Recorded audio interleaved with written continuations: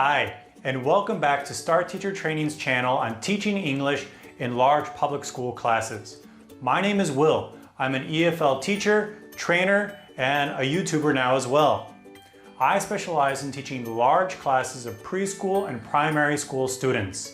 And now that the new school year has started, I imagine that there's a lot of you sitting there wondering, what can you do with your classes of 45 students?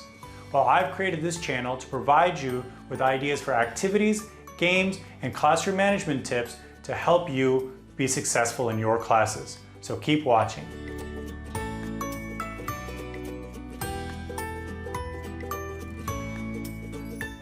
So one common problem in large public school classes is it's hard for teachers to know how many of their students are actually understanding the target language of the day and how many of their students are struggling.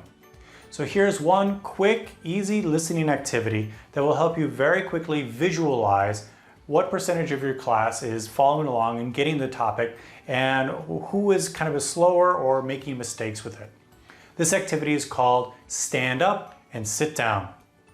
All you need to do with this activity is use a set of flashcards. You can either hold them or you can put them around the classroom. And then you make true-false statements or you ask yes or no questions. And the students listen to you and then they stand up for yes answers or true statements, and then they sit down for no answers or false statements. So let's look at an example with this, that, these, and those. So here are our flashcards, and you could say statements like, this is a coat hook, and everyone stands up. These are tables. Everyone sits down. These are chairs. Everyone stays seating. This is a table. Everyone stands up. So you could hold these up and do that activity. If you want to include that and those, you could put some of the flashcards up around the room and then you could point and you could say, for example, those are tables. This is a table. That's a coat hook. And your students could look around and then listen and stand up and sit down based on what you're saying. So there are a few things that you want to keep in mind when you're doing stand up and sit down. The first one is you want to keep track of your students' mistakes by watching them. If you see any students who are standing up when everyone else is sitting down, then you know that they're making a mistake, but you don't want to cut that student out. If you cut students out for making mistakes, then the students who need the most practice are getting the least practice. Instead, let the students self-correct by watching their classmates and then they'll quickly change. You can also keep track of students who are moving a little bit slower than others and less confident.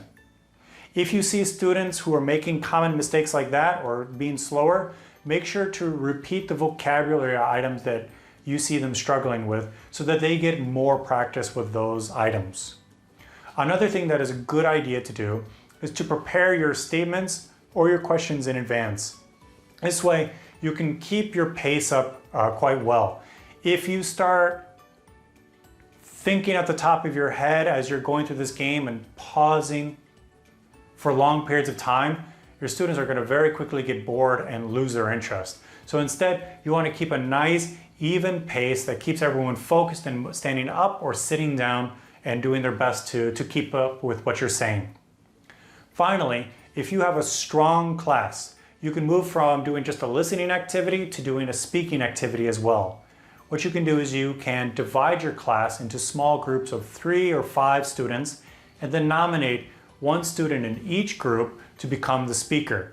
And then that student can do 3 or 5 questions or statements, and then their classmates in their small group can stand up or sit down. After each student has got an opportunity to say 3 or 5 things, then the next student in the group goes and then they get to speak. And they just take turns going for 3 minutes or 4 minutes or 5 minutes until everyone has gotten an opportunity to speak. Finally, sometimes standing up and sitting down can be a little too chaotic or noisy, or the classroom can be a little too tight for that.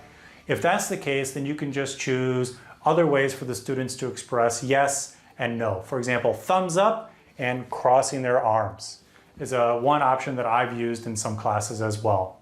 So that's stand up and sit down. So I hope you found this video to be useful and interesting.